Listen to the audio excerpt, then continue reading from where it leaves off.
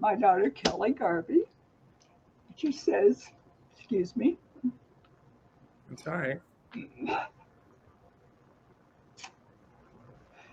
She says to me, Mom, I'm feeling great. I got a direction in life. You got to do this. Follow me. So here comes Asia.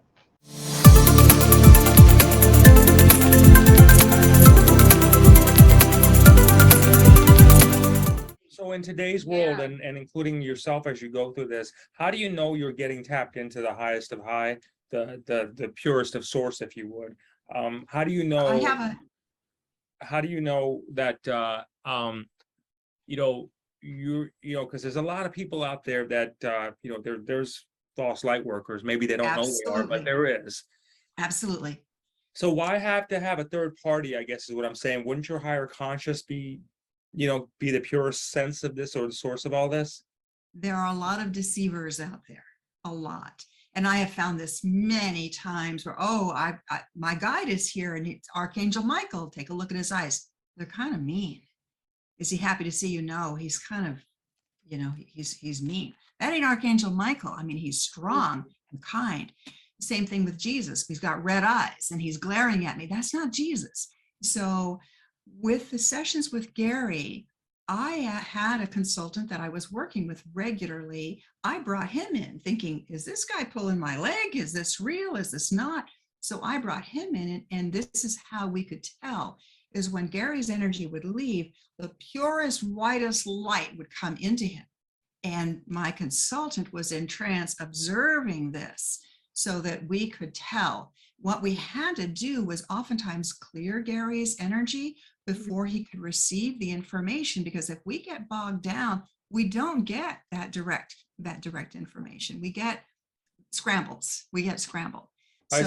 So let me ask you this then. In today's world where it doesn't seem to feel like, people, I mean, you've been on the tours and everything like that, and you see the energies that are there. People are trying to inherently find some hope. But at the end of the day, I think we can all agree, most people get sucked back into the Kool-Aid pretty easy. So with that being said, what's the move here? Is it to wake everybody up from your opinion, or is it to like lead, follow, or get out of the way and take those that are actually already kind of ready to be like, hey, listen, I get it. And you know what? I wish the other ones good luck, but they're way beyond my pay grade. Like, how do you handle that? And what's your view on all that? Archangel Michael actually told me, he says, do not waste your time on those who are not ready. You've got to spend your time and effort on those that are ready. And because those are the ones, this is the light workers are the ones that are going to save our planet. So my mission now is to awaken the light workers, because as we awaken and as we're empowered to do what we're called to do, it will create a wave, a gentle wave to help the others. But you can't spend your energy beating your head against the wall with these people who are just so hypnotically programmed. That unfortunately, that's what they are. I'm a hypnotist. I see it. And when you see it, you can't unsee it. But so many of these people are completely blind to what's happening, and it's really not their fault. They're completely programmed.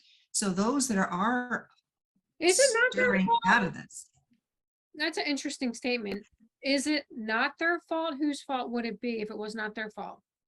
It's the fault of society. We work hard.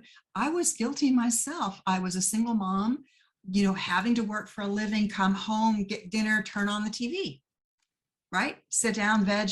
The TV is programming. It is everything about the television, from the commercials to the news to everything is programming. So it's the shows that we watch are all designed to program. So that's just our society that we live in.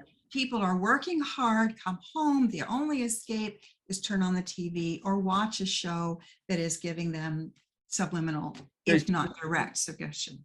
Does Jesus tell you why we're actually here then, and why we're, what's the purpose? Does he give you a sense of that? Yeah, the session with Jesus was one of my favorite, and it was heart-wrenching, because when my clients are able to connect with Jesus, he always comes through and says, lighten up. You take yourselves too seriously. You're supposed to truly appreciate this beautiful planet that you live on and just come from a place of love. Well, when he lowered his energy enough to come into Gary's body and talk to me, so Gary was his kin, the same level as Gary. He could actually stay longer than the others that came through. He sat there with tears in his eyes, looking at me because his energy lowered to our human energy frequency, right? Yeah. In order to communicate with me through Gary's body. And he's saying, what happened to my message? How could anybody profess a belief in any God and kill in my name? That was never my intention.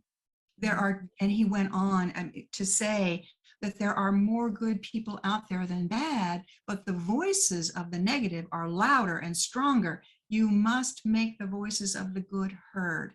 And that was when I decided to start a good news radio show. So why Yeah. why only three? Why only 3 Garys then? If he's trying to get out there more, why only 3? Why not 30, 300, 3,000? Well, You know what I mean? Maybe just to give it a little better chance of getting the word out.